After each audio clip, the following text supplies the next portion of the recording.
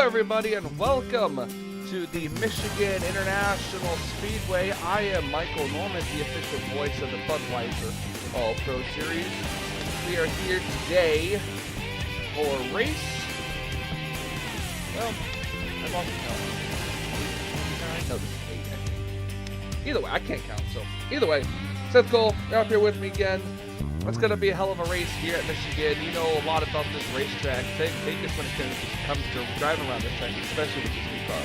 Well, especially the fact that this is kind of two types of a racetrack. This brings about the speedway aspects in terms of multiple group racing, but also just because of the high speeds we have, especially with this next-gen car, it is going to take on the drafting capabilities of a super speedway as well.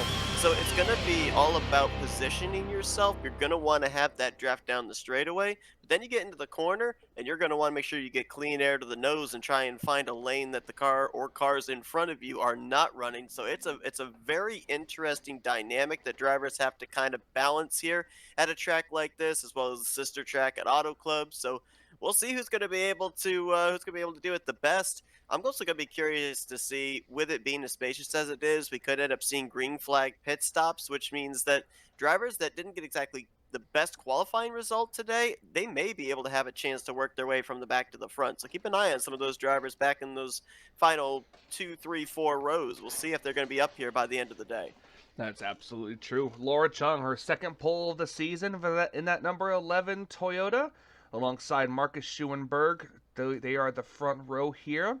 Michigan, you know, this track, you can almost treat this as like a super speedway, especially with the rules packages that this next-gen car has. But, you know, another thing that we noticed is the high line usually is a good lane to be in. You know, it's this I guess, I'm not sure if it's just because of, you know, you're in the throttle more and maybe you can hang on to it or, you know, drive the corner more. But outside lane sometimes is usually the lane to be in unless you're on fresh tires, then you can possibly make the inside lane work. Yeah, you hit one of the main points right there, the fact that you're in the throttle more on that top line. And the reason why you're in the throttle more is because with the high speeds that we keep talking about here with these next-gen cars, that right front takes a beating in terms of tire temperature, and that makes the car a lot tighter through the center of the corner. You don't feel it as much when you're in the middle to high line. When you're on that inside line, you really start to feel the car push up, and you have to start breathing the throttle, which loses you not only momentum in the center of the corner, but also momentum on exit, and can sometimes translate to getting freight trained when you're heading down either the front or back straightaway here. So yeah, inside lines where most people are going to want to try and make passes because that's where nobody's going to be. It's going to be very congested up top, but the top line is the faster way around the racetrack. All right, with that being said, these drivers are strapped in. Let's go trackside, get the opening ceremonies here, and get this race underway at Michigan.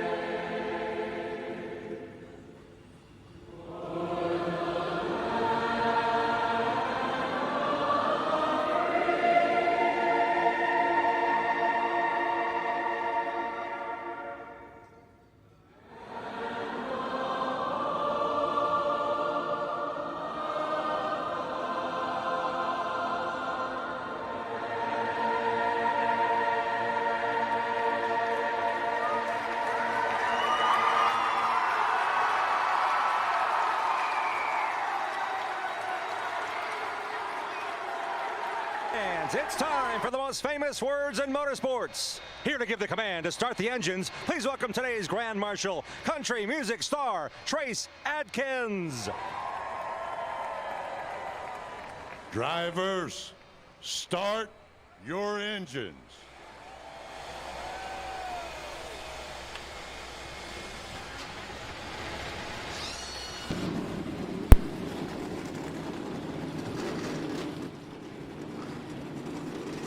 The engines are fired here at the Michigan International Raceway. And once again, Seth, as we pointed out, we've got 40 laps of racing tonight. It's a split into 3 stages of 10, 10, and 20. So this should be very interesting here as these cars roll off pit road.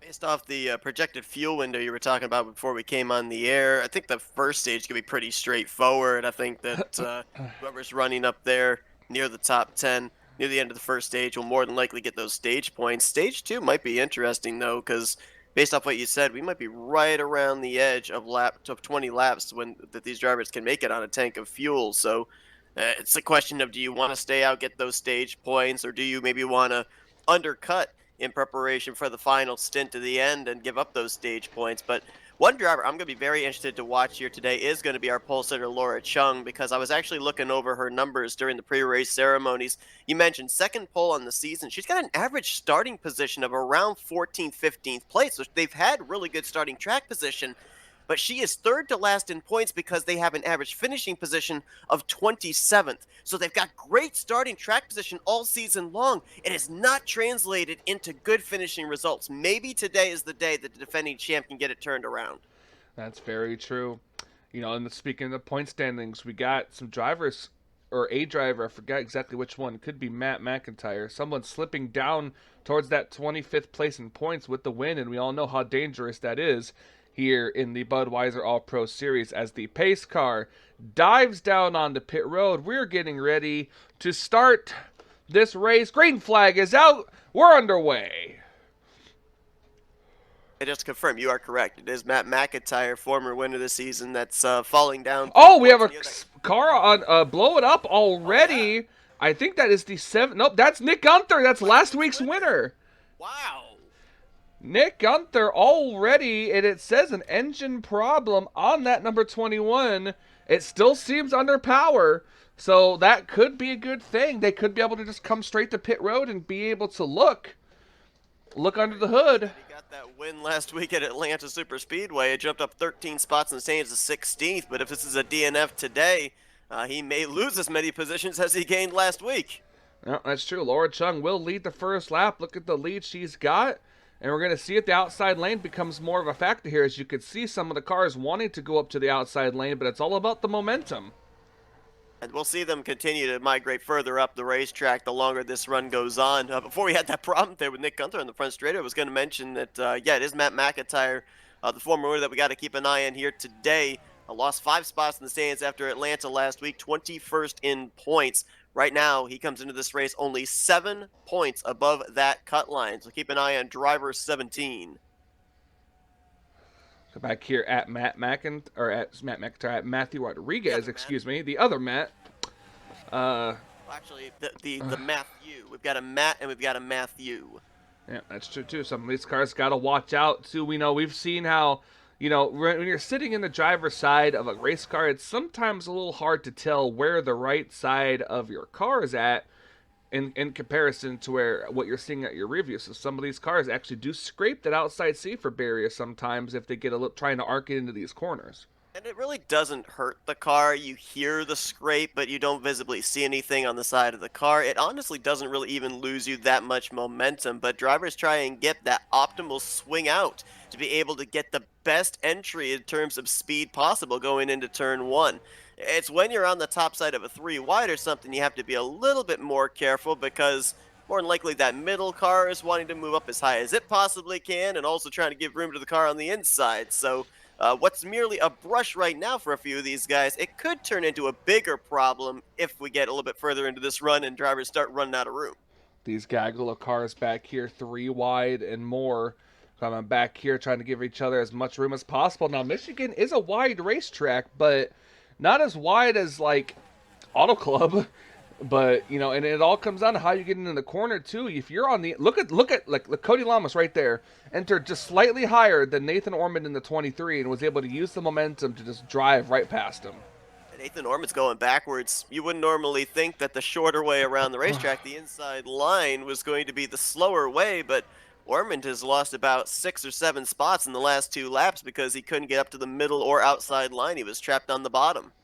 Now look at this. Might have a battle for the lead here. Here comes R.J. Bishop in that 12, and we kind of know Fords, they seem to really love this racetrack. They really do, and we mentioned the fact that this racetrack takes on a super speedway type aspect. Let's not forget the Fords in the past year in the Budweiser O-Pro Series have been really good when it comes to super speedway racing. So not much of a surprise to see quite a number of the blue ovals up there. I believe you also got the 78 of Henry Sanford back there. He's starting to make his way up into the top 5. So we're starting to see the blue ovals may not have gotten the best in terms of starting track position here today. There's Matthew Rodriguez there as well in a Mustang, but they've got good long run speed when it comes to tracks like Auto Club in Michigan. Yep, looking here at the 7 of Madeline Crenshaw. Look at her up here in the top 5 right now, trying to hold her own. She's on the inside. We'll see if that helps. She's gonna be able to get past the 78 car, and we have a change for the lead up ahead. R.J. Bishop made the pass. Did indeed, and he did it on the inside line. Strong move there. Well, I shouldn't say inside line. He passed on the inside, but actually used the middle groove there through 1 and 2. And look at him blocking the bottom through 3 and 4. A little interesting there. You had almost all of your top 4 actually run down the bottom of the racetrack. So I don't know if that was defensive or if there actually might be a little bit more grip down the bottom line in 3 and 4 that I wasn't originally aware of. Wow, look at the run. Oh, my Lord, just 42. I really had to back off for that corner. That back end started stepping out there too. You could see on that 42, had to hang on to it, and that's going to cost him and Madeline Crenshaw a couple of spots. Well, they're able to get up and get in front of Matthew Rodriguez here as we are approaching the end of stage number 1. R.J. Bishop going to try to get another stage win added on to him. We saw how R.J. is, I want to say, pretty consistent. Seth, you've got the stats. You can look at his stats for this season.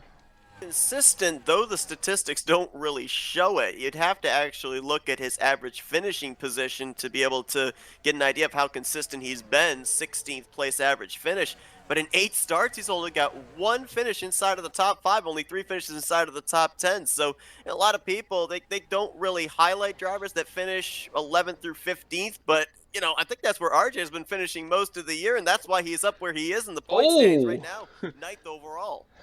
Yeah, and now look who's battling for the lead as we're coming to the last lap of stage number 1. That is the 16. That is Anthony McCurry. His first top 5 on the season is Anthony, only 1 top 10 on the year, and I'm noticing a lot of drivers here that are struggling in the points that are going to be in line to get some stage positions. We've already talked about Laura Chung. Madeline Crenshaw's dead last in points, and Anthony's 28th in points, so trying to get themselves maybe first things first above that 25th in the standings cut line.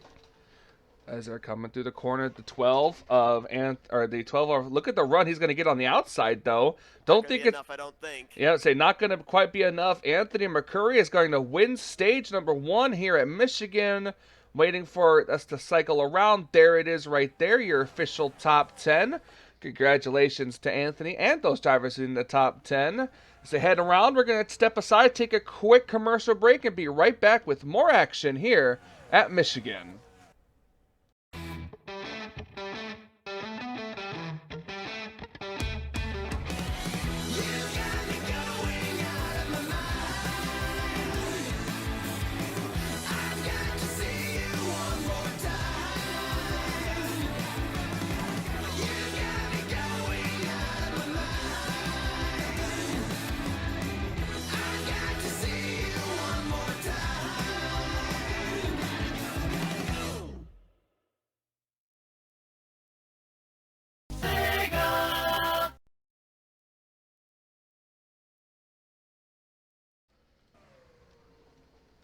Back here at the Michigan International Raceway, the 12 still trying the outside. Look at the run Laura Chung had. Kind of had to bail out of the throttle there.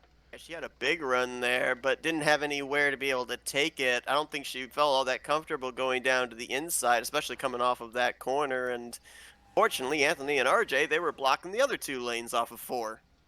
Yep, the 11 had to back out just a little bit. You can tell these tires starting to wear out just a little bit.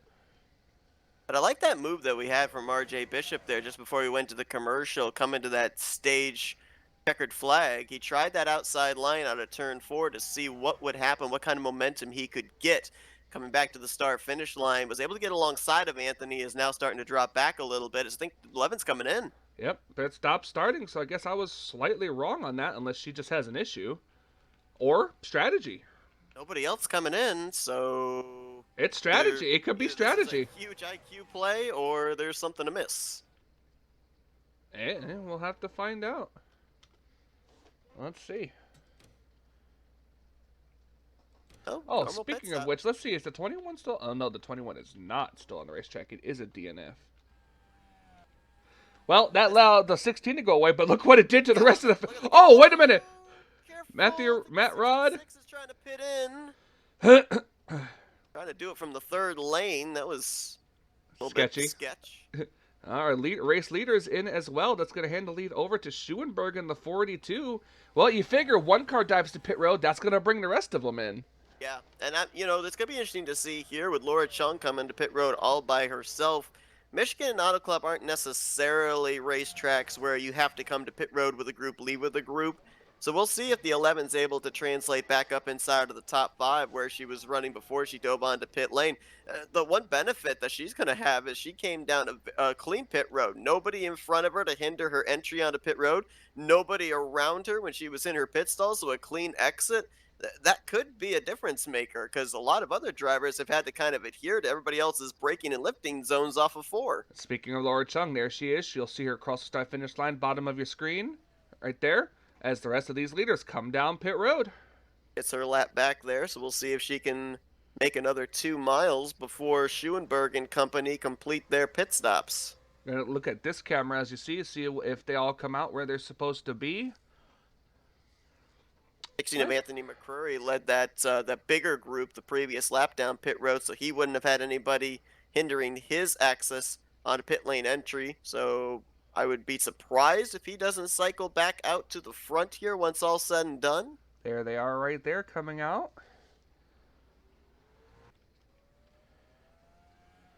Always got to keep an eye because sometimes these drivers like to turn each other coming off of pit road, and we've seen it plenty of times. So there's McCurry right here. I think the 11's going to translate up to either 2nd or 3rd, right behind Madeline Crenshaw. Looks like it's going to be 3rd for the 11, and Crenshaw, a good pit stop for her. Has her in 2nd place still. Now the question is, can she run down the 16 of McCurry? So those pit stops took place between laps 12 to 14, which means that these drivers, they got at least one more pit stop coming up. Won't play a factor, at least the 2nd pit stop won't play a factor into the stage 2 points payout, but it's going to be close to the end though, but Michigan's always 24 to 28 laps into the race. So you're looking about 12 to 14 laps from the finish. I don't think anybody. They might. I don't see a point of going with a right side tire strategy. You're probably going to have to take on 2 cans anyway. Yeah, and then you're even still questioning that, especially if we get green-white checkers. Yes, if we get into green-white checker territory, might have enough fuel for 1 overtime restart. I don't think you'd have enough for a 2nd. Oh, Seth, look at this. Look who they caught and how quickly they caught him. Yes, indeed. Yo, let's take a minute and see who's in 4th place right now. Yeah, I was just actually noticing that. Like, we haven't talked about that 22 all this race. All of a sudden, here he is, front and center. Great run. Levi McIntyre up here, trying to get up, had to get out of the throttle just a little bit there, check up just a little bit. These 2 racing up ahead. That's going to allow that Anthony McCurry to pull away a little bit. But the question is, do you think maybe they're trying to save a little bit of fuel? Well, if you're Anthony McCurry, I don't think you can save fuel. No, not in the lead. No, you can't. You're boxed in right now. You got to go full throttle and just hope you can make it as far into your window as possible. But, yeah, 2nd, 3rd, 4th place on back there, definitely. I think if you're able to be tucked up behind somebody going into the corner, obviously it's going to affect the handling of the race car a little bit. Oh, we've had another failure. The 18 of, I believe that is, who's that? Sema Ozkin has had a camshaft issue during the round of pit stops and took his car behind the wall. And the 43 of Cole Baker here is 1 lap down. I have to assume that would have something to do with pit road for the 43. Might have made contact with somebody on pit lane potentially, made him overshoot his pit box, but or maybe I don't. a little longer. But could have been. It could have been, yeah, maybe some damage or something. Because I mean, the collisions are disabled on pit road. Oh, that's a good call. Yeah, I didn't even remember that. Breaking the fourth wall there, but holy moly, look at the run the 7 car ahead. Well, I'll tell you why, because the 16 came down across the nose of the 11 through 3 and 4, and Laura Chung drifted up about a lane and a half higher than she wanted to go. That thing got really tight, lost a ton of momentum, and Madeline Crenshaw was there to capitalize. Levi McIntyre back here too, and Marcus Schuenberg caught back up here as well. By the way, this is the final lap of stage number 2. Oh yeah. I just noticed that. Let's see if the 7. By surprise, right? These laps are flying by. We've not had a caution. We've been under the green since the start. Oh, let's see if the 7 can get it. Here she comes. Anthony got tight.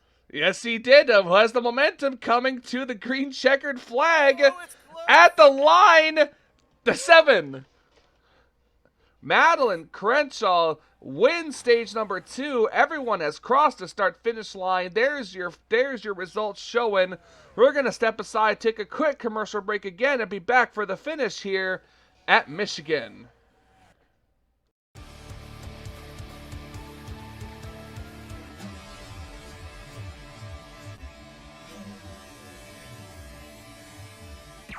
Warning. The Duracell Cup Series data file you have attempted to access is out of date. Uploading current file now. It's a brand new car from stem to stern, and it's never been raced at these speeds. The next gen car is opportunity. Everything is different with the exception of like the seat, the steering wheel, and your helmet. Unknown creates excitement.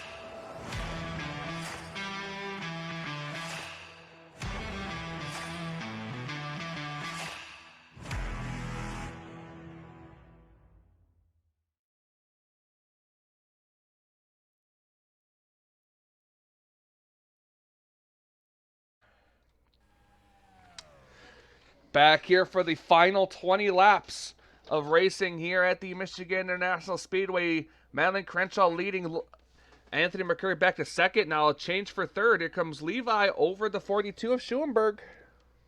We have 5 drivers right now up in this lead group, but I'm also noticing that a group of 3 are starting to get a real big tow. There you see it. Carson Gum, RJ Bishop, Jessica Shelton. How about the Joe Gibbs Toyota here? We've got 3 of them up inside of our top 8. Great job by those Camrys.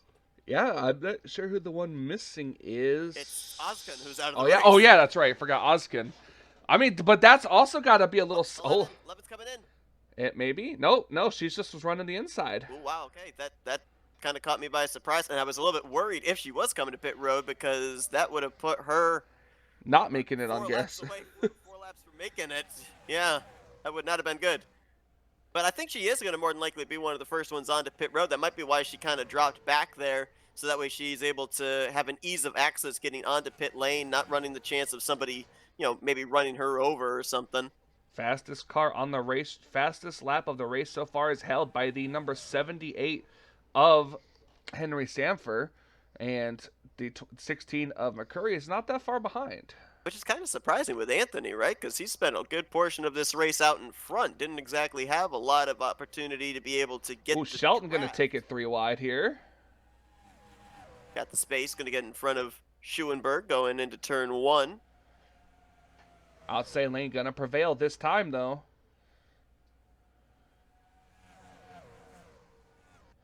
This looks almost like an old paved at Michigan, but remember they paved this track back in what 2012. So it's been a good 10 years on this racing surface here, as we have a battle for the lead up front once again. But the momentum's going to stay on the outside lane. We were actually almost 3 wide for the lead there. One point going into turn 3, Levi McIntyre thought about sticking the nose up the middle 3 wide, but thought better of it. I think that's smart. We got that one. Well, now I'm kind of second guessing myself here because I'm trying to see if we actually are going to be able to make it on this one stop. I think we are. Because no, yeah, if they come down, if I say yeah, been on about a 13 lap run, so yeah, we're getting about 14 laps average on a tank of fuel. It looks like, so they should be able to make it on the final pit stop. Still might be very close too. It's gonna even then. Then that definitely throws the huge monkey wrench into the works. It's going to be interesting to see. This is going to be a money stop. And we talked about straggling cars catching up. There's one more that did as well. That 3 of Cole Deaver. Yes, indeed. Last time by was in 8th place. And that just shows you the importance of clean air, right? Because all these other drivers back here, is RJ's very low on the backstretch. Is he coming to pit road? I'm not sure if he was indicating or not. Oh, here goes McIntyre. So I guess the Penske drivers are coming in this time. Yep, here comes the... Laura Chung is in. I wonder if RJ was running out of fuel, because that car looked like it was losing speed down the back straightaway. Matt Rod coming in too. There's the one. I don't actually the 12? think the Is 12. He not pitting? Was he just slow? He could have just been slow. We saw another car in the wall there. I think that was the 78. I think you're right. Oh, there's the 12 right here. I guess just visibly it looked like he was slow because he wasn't running in the draft of somebody, but that looked kind of untoward. That was a bit confusing. All right, well, let's see. Crenshaw's Coming down pit road here comes the race leader, but the 42 going to stay out. The 42, what looks like the 19 and the 12, once again staying out. Remember, Anthony was the leader when we had our first cycle of green flag pit stops. Now he's got to deal with Madeline Crenshaw. The 16 team was very strong on their pit stops, but so was Crenshaw. Crenshaw picked up, what was it, 3 or 4 spots, I think, after the first pit stop, from 5th or 6th up to 2nd once everything was done. Yeah, we're going to have to wait and see. It's a little bit busier of a pit road this time as we're going to watch our race leader here. So these drivers should have enough fuel to make it to the end with this pit stop. Yes. But if we get a caution, late race caution, it happens. Going to have to wait and see. RJ caught back up to Carson Gum and Marcus Schuenberg there, so I'm almost wondering if maybe he was. Oh, wait on it. Hold on. Zach Rogers stayed out again. I don't know if he was able to lead the lap. Oh, he was. Yeah, Rogers. Yep, he was. Rogers stays out. There's the 7 right there. Is there anybody in front of her? No. So Crenshaw was the first out of pit road right there. And here comes here comes Levi McIntyre right there. We'll see if McIntyre gets in front of the 7. Got a lot of momentum, and he was kind of mired back behind Crenshaw and McCrory the second half of that last run. Oh, he's got to get her. Oh, he's got the momentum now, but we'll see if she can stay with him, getting up to speed there. So we'll see what happens. As I believe the 10 cars finally come down pit road this time. Yes, he did. So now we'll see if these cars can cycle in front of these cars here that are coming out of pit road right now. Levi McIntyre in that 22, kind of interesting when you look at his points scenario. He is 26th in points, 1 point behind 25th. If he's able to close out the deal, he would certainly rocket above that cut line. Levi's only got 1 top 5 coming into this race, and that top 5 is his only top 10 on the season in the first 8 races. So wow, look at this. Cycling around is going to be Marcus Schuenberg. He is going to cycle around for the leader with 10 laps to go as they... Well, I guess it's 11 laps to go technically because they just passed Rogers. But look who's going to cycle around in 2nd place. And these are drivers that came to pit road, I think, of that second group. Look at the run McIntyre got, though, through 1 and 2. He's going to have a shot at both of them down the back straightaway here. Yeah, and he's going to push that 42 ahead of Carson Gum. Carson's already got 2 wins on the season. Where in the heck did that other Spire Motorsports car come from? Christina Bell is now up inside of the top 5. And she's going to be right there, right behind her teammate. This is some... What did they do? Where was she running? I think she was running just outside the top 10. Oh my gosh. This is going to be interesting. We've got Almost 10 laps. Pit stop time. I know, this is going to be 10 laps to go here, and Madeline Crenshaw is now going to be... Gosh, we nearly just had a wreck right there between the two Bash Pro Shops cars. Brash Pro Shops. That too. Yep. We'll see here. Can the 77 stick with her teammate? Imagine the Spire Motorsports cars finishing 1-2. I mean, both the Spire Motorsports cars made the playoffs last season, so anything's possible. That's true. Now the question is, can they reel in and pass Levi McIntyre? Look at Cole Deaver again trying to make a move here. He's came out of nowhere. There's been some drivers that have made some leaps and bounds here in this race, and I don't know if it's just the adjustments that they've gotten or the way that the strategy has worked out, but yeah, Bell, Deaver. I'm also noticing that 66 of Matthew Rodriguez back there. He and Jessica Shelton and Anthony McCurry trying to reel in this lead group. We might not have heard the last of those drivers. Christina Bell going to try to go lower on her teammate, maybe propel the 7. She got back on the gas a little bit before her teammate did, so we'll see what happens there.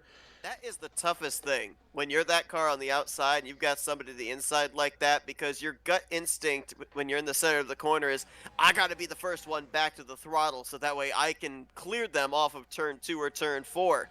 And a lot of times, especially Levi a little high there. Into a run, it doesn't work out. That right front says nope, and that thing starts drifting up the racetrack, and you find yourself in a bit of a pickle. Yep. Now look, throw a blanket over the top 3 for sure. Ooh, Schuenberg. Shut up.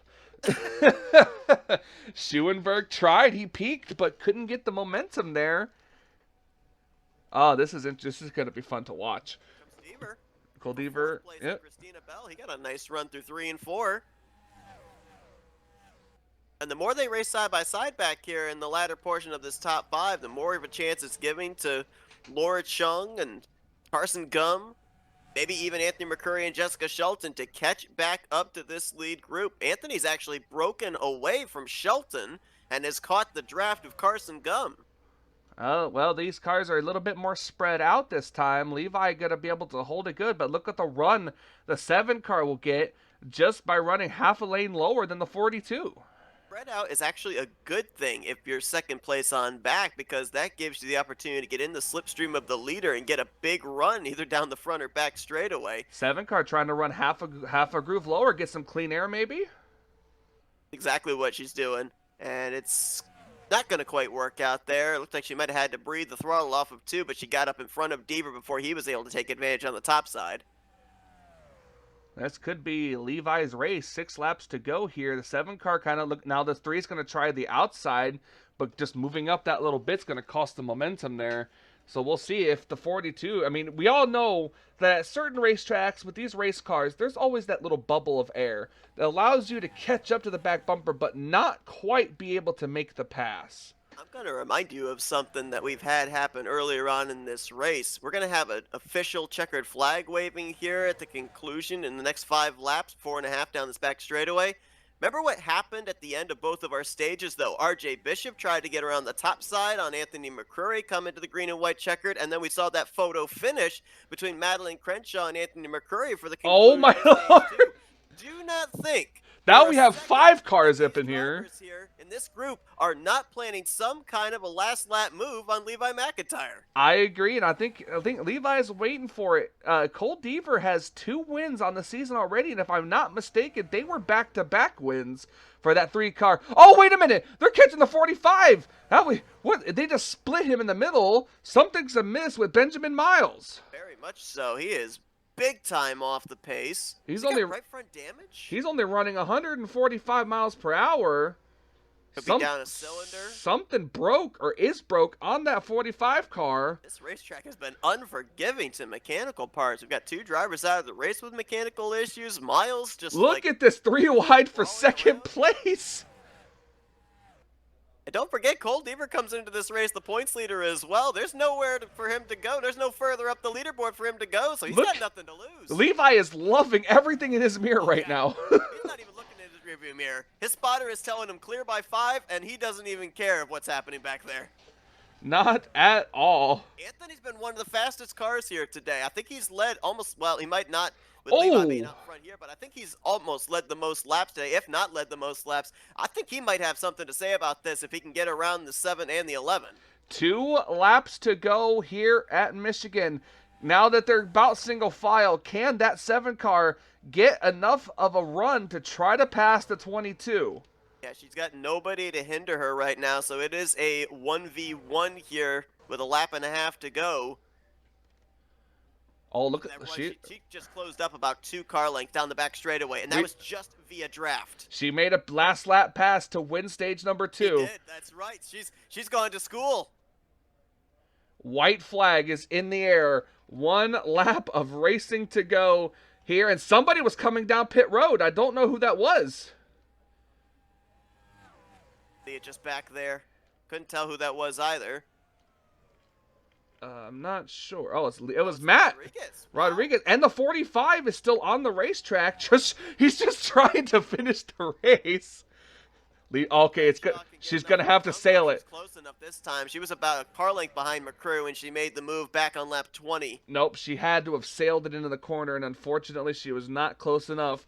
Levi McIntyre for Penske Racing is going to win here at Michigan. A Ford going to victory lane. We just had a photo finish down the front straightaway for third. Who got it between Schuenberg and Shelton? Looks like it was the 42.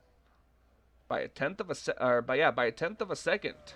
And they were side by side, door to door off of 4, so Schuenberg must have gotten a better run on the front straightaway. So I'd like to be closer than that. Okay, so I'm gonna do something a little out of the ordinary here.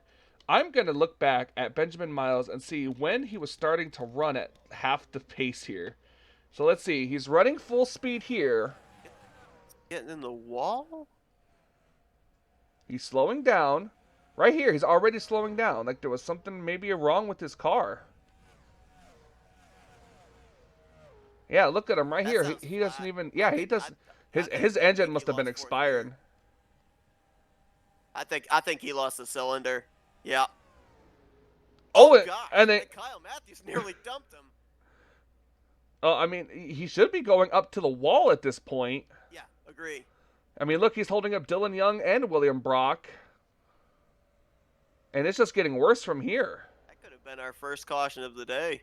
Could have been our only caution of the day right there. Yeah. Yeah, and it's just getting worse from here. I don't know what happened. Let's see if this see if it's in our chat log here. The 40. Oh, fuel system damage. Oh wow. And then an engine problem on. And then Qualls had an engine problem too. I'm not sure at what lap that was. The mechanical issues at this point was just plaguing this field. We talked about the high speed. While that sounds great for the spectator, it is horrible for the mechanical engineers. It was a clutch problem for Qualls. He finishes 36th. Benjamin Miles 35th. What could have been a very terrible day. Interesting thing I find about all that is there wasn't really any single manufacturer that was singled out with the problem. Chevys, Fords, and Toyotas all had issues as far as the mechanical plagues. Absolutely. I mean, Levi's over there celebrating in victory lane already. And let's go through this field here, Seth. And, a lot of surprises finishing up in the top 15. Levi winning, Maddie finishing second, Marcus Schuenberg third, Jessica Shelton fourth, Cole Deaver fifth, almost got another win. Laura Chung started on the pole, but finished sixth place, so that's going to help her out. Anthony McCurry, I believe, might have led the most laps of the day, if not of second most laps. Christina Bell, again, where did she come from? Up here, Carson Gum, another good top 10 finish for him, and Seth Cole rounding out the top 10. Charles Sanford, Cody Lamas, Dylan Matthews, Trent Dunham, and Dylan Pote, the top 15. Yeah, how about the fact we end up having top 5, the entire top 5 of our point standings finished inside of the top 15. We saw that Deaver was up there. We saw Carson Gum nabbed the top 10 late, but Seth Cole, Trent Dunham, and Dylan Matthews all managed to finish up there inside of the top 15 as well. So the points between those 5 coming into this race was about 45 points, I think it was. It's still going to be pretty close heading into next week. Yeah, for sure. It definitely for sure is. I mean, then we got RJ Bishop, Zach Rogers, Zachary Fitzwater, Henry Sanford, Ali Rain finish out the top 20. Kyle Matthews, Bern Oliveira, Nathan Ormond, Charlie Buxton, Daniel Voiles, Dylan Young, William Brock, Roberto Crown Jr., Matt McIntyre, a 29th place finish for him, so that's definitely not going to help his bid for the playoffs. And Charles Belding rounding out the top 30. And then the last 3 cars finishing on the lead lap were Reggie Fogelman, Jonathan Zorline, and Matthew Rodriguez, who had to make a last lap pit stop. And then Cole Baker and Benjamin Miles, the only 2 cars to finish 1 lap down. 2 drivers I'm worried about right now as far as their point situation leaving Michigan. Matt McIntyre, you already talked about the 29th place finish. He was only 6 points ahead of the cut line coming into this one. I'm a little concerned as well about Nick Gunther. I know that he got that victory last week and jumped up in the point standings, but the points are still awfully close. I think if I can quickly do the math in my head, I think he was only 12 points ahead of the cut line. And a dead last finish here today, we could see both of those Ford drivers below the 25th in the standings cut line at the conclusion of this one. So they've got that win, but now they got to work on the consistency. Well, as Aladdin in the Disney movie Aladdin would say, 12 points ahead of the cut line. That was good. That was good. I you know, if I could give you a standing ovation, I would, but I don't want to stand up. Well, Seth, overall, good Michigan race. What are your thoughts? Absolutely. One thing that kind of surprised me a lot about this Michigan race was we saw the ability to be able to pass on the inside. Granted, it was, as you pointed out, on fresh tires, but I kind of thought that as we would see this run continue on, we were going to see drivers have to kind of catch their opponent on the outside to be able to make a move. But to see the fact that that inside line actually was working, the middle groove had some great momentum through the center of the corner. We knew Michigan was going to have multi-groove racing, but I didn't expect as much multi-groove racing as we saw, and very impressive to see a lot of other drivers that we didn't talk about at the beginning of the race. All of a sudden, they were up there at the end of the race. McIntyre, Christina Bell, Carson Gum, Cole Deaver, these were drivers that, you know, they had decent starting track position, but they weren't at the forefront of our screens until it mattered the most. Absolutely. And so another good congratulations to Levi McIntyre, his first win in the Budweiser All-Pro Series, and his first win in season 14. I was going to say 2014 for some reason, but it's season 14. And here today, next week, it's a doubleheader. We're doing dual Pocono races, where the finishing results for the first race will invert and be our starting lineup for the second race. So that should make things interesting as well. Seth, thank you for joining me up here. It's always a pleasure to have you up here. You provide such good information, and hopefully maybe we'll see you at Pocono.